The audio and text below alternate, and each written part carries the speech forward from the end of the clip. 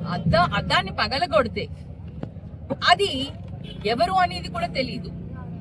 కేవలం ఇవన్నీ కూడా అక్కడ జరుగుతున్న పరిణామాలని గమనించిన ఎమ్మెల్యే గారు ఇది ఏదో ప్లాన్ చేస్తున్నారనే ఉద్దేశంతో ఆయన పోలీస్ స్టేషన్ కి రావడం జరిగింది.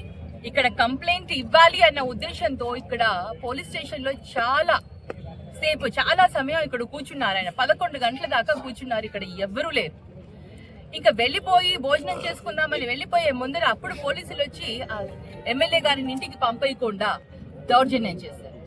కేసు తీసుకోకపోవడం కాకుండా ఎమ్మెల్యే గారి పైన దౌర్జన్యంగా ఉండాలని బలవంతం చేస్తే అన్న ఇంటికి వెళ్ళిపోవడం జరిగింది. ఇంటికి వెళ్ళి భోజనం చేసి పడుకున్నారు. ఇందాక వివే రామయ్య అన్న చెప్పినట్టు మా ఎమ్మెల్యే గారు ఏమన్నా వాళ్ళు తీవ్రవాదులా ఏంటి మాకు అర్థం కాలేదు. రాత్రి వెళ్లి తలుపుల్ని పగలగొట్టి మరి తెల్లవారుజామున తలుపులు పగలగొట్టి అన్నని అరెస్ట్ చేసి తీసుకుని రావడం ఎంతవరకు సమంజసం?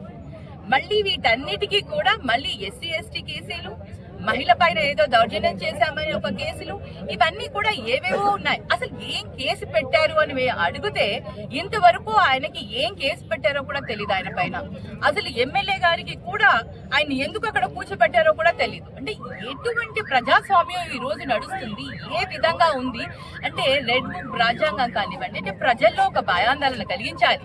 వైఎస్ఆర్సీపీ పార్టీ కార్యకర్తల్లో ఒక భయాందోళనని క్రియేట్ చేసి పార్టీకి కార్యకర్తల్ని దూరం చేయాలనే ఒక దురుద్దేశంతో ఈ రోజు ఈ విధంగా ట్రాప్ చేసి ఫ్యాబ్రికేట్ చేసి ప్రీ ప్లాన్డ్ గా ఈ కేసుని ఇవాళ చేయడం జరిగింది. తప్పకుండా దీన్ని మేమంతా కూడా తీవ్రంగా ఖండిస్తున్నాము.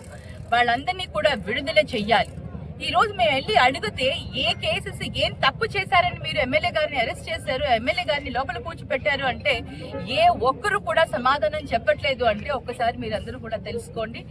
కేవలం వైఎస్ఆర్సీపీ ఎక్కడ ఎదుగుతుంది, జనాదరణ ఉంది అని ఒక భయంతో ఈ జనాదరణ వీళ్ళందరినీ కూడా భయభ్రాంతులకి క్రియేట్ చేస్తే వీళ్ళందరూ కూడా సైలెంట్ అయిపోతారని వాళ్ళు అనుకుంటున్నారు. అనిచే కొద్దీ ఇంకా ఎదుగుతుంది, కానీ ఇది ఎక్కడ కూడా అనగదు మా పార్టీ అనేది మీకు తెలియజేస్తున్నాము. మీరు ఏం చేసినా కూడా రాజ్యాంగ విరుద్ధంగా మీరు ఏం చేసినా కూడా చట్టం అనేది ఉంది, తప్పకుండా పోరాడతా. అలాగే ఈ రోజు కూడా మేము ఈ సంఘటనని తీవ్రంగా ఖండిస్తూ అన్నకి ఈ రోజు బేషరతుగా వాళ్ళందరూ కూడా అన్న కొడుకుని తర్వాత 15 మంది కార్యకర్తలను ఎవరినైతే అరెస్ట్ చేశారో వాళ్ళని విడుదల చేయాలని మా డిమాండ్.